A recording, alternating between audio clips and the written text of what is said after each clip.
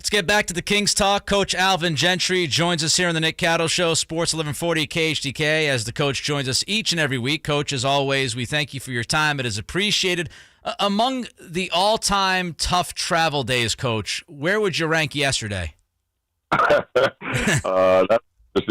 would pretty much be at the top, from all the things that I've faced in this league. It just was one of those things that was unfortunate. Wasn't really anyone's fault. They just had mechanical problems, and obviously, I would much prefer to go through a travel day like that than to get on a plane that has mechanical problems. So it's one of those things, but it ended up working out. I mean, I told the guys that we can't use that as an excuse. We just got to line up and play, and I thought they did a great job. Do you like flying, Coach? No, I'm not a flyer, and really, I will tell you guys that if it's more than a 45-minute flight, I will go to sleep. So.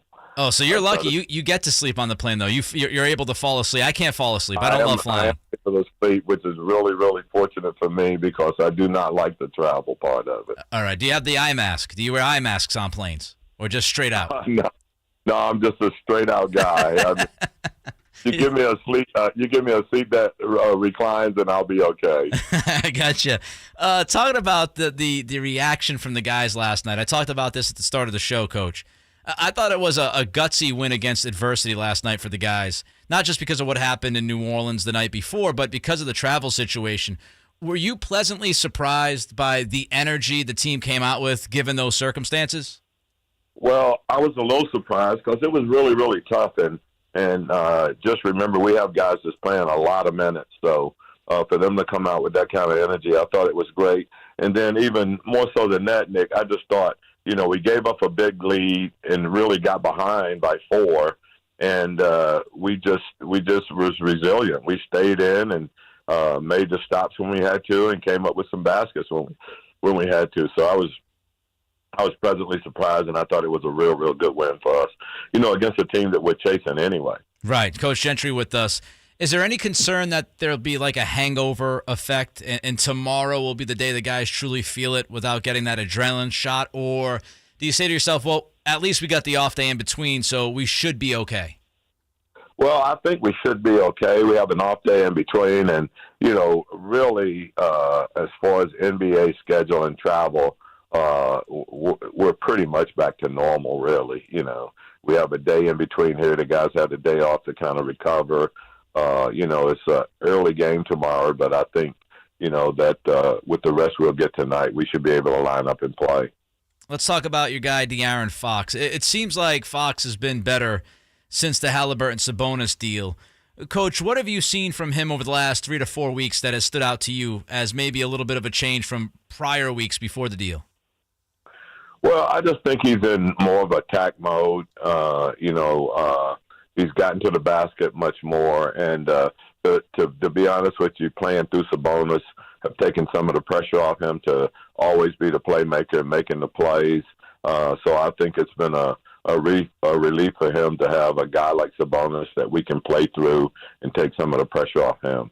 Now, some people watch De'Aaron and they wonder, they see a game last night, not 9 dimes, no turnovers, in the mid-20s in points. I thought he really started the game with an unselfish tone, which really got everybody else going, got everybody else involved. Some coach would watch Fox on a nightly basis and say, well, why don't we always get that version of De'Aaron, especially on the defensive side? Why don't we see that every single night from him? I think we're starting to get that. He was the one that wanted to guard Brandon Ingram in the second half, and he went from 24 points to 9 points. So right. I thought he did an outstanding job with him. I thought he was very good last night. Although DeJounte Murray had big numbers, I think it's the way you get those numbers that matters most. And I thought, De'Aaron did a great job on him also, and just the play. And we've talked to him about driving and kicking, getting into the paint, and then making plays out, spraying the ball out to other guys. I thought he was perfect last night in doing that. Coach Alvin Gentry with this on here on the Nick Cattle Show, Sports 1140 KHTK. Have you spoken to DeMontis about his early foul trouble, especially the cheapies? Yeah, we have spoke about that. That let's leave the cheap ones away because we're going to need every foul that you have, and you just got to get away from those ones where you're fouling up top. With 30 feet from the basket, 40 feet from the basket. And I think he understands that. He's just such a physical player that sometimes it's hard for him to back away from challenges like that. Are you confident he can defend consistently without that foul trouble? I'm pretty confident of that, yeah. And, the other thing about that is that we have to be good from a team defensive standpoint. So some of the times we've got to help him where he doesn't get those cheap fouls by digging in and helping him with the guy that's playing in the post.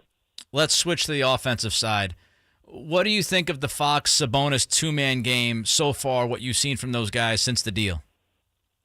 It's been really good, and they're still learning each other, and they still talk about it, and they talk about it during timeouts as to where Sabonis wants the ball and how he wants guys to cut and how he would like to see Fox come off the screen. So, those guys are getting to know each other, but I think it's been a pretty efficient and effective offense for us.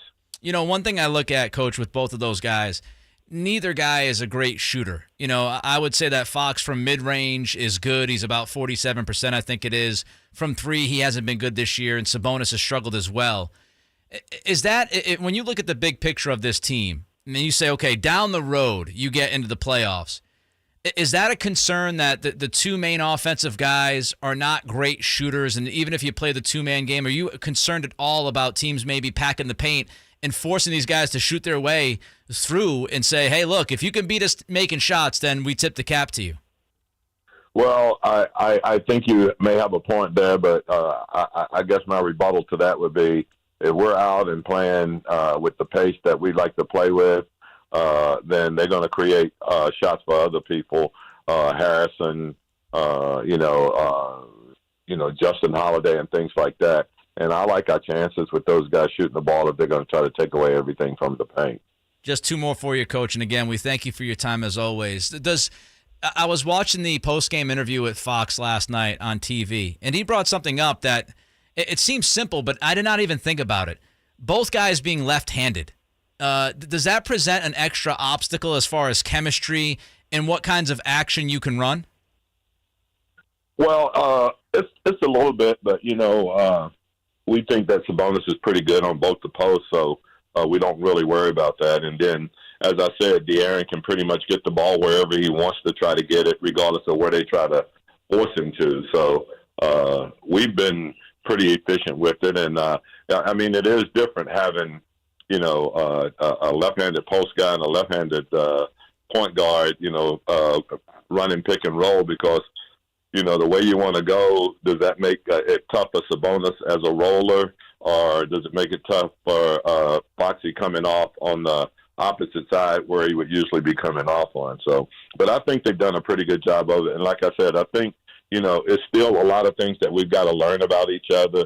The thing happened, basically a month ago. So, they're still learning, and there's still some things that we've got to try to take care of right away. Got about a minute left, Coach. You face Luka Doncic tomorrow. He was terrific last night. When you get in front of the guys, as far as a game planning situation, what do you say about that matchup when you're facing Luka? Well, first of all, he wasn't good last night. He's been good pretty much the whole year. Fair enough. I think what happened with him is that he's lost some weight and got himself in much better shape from a conditioning standpoint. So, he's a really, really tough cover. He's a big guy that can post you up.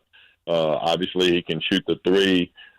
He's a distributor and a facilitator for his guys. So, it's just really tough. You just got to try to stay in front of him, be there to challenge shots, and try to keep him out of the paint as much as you possibly can.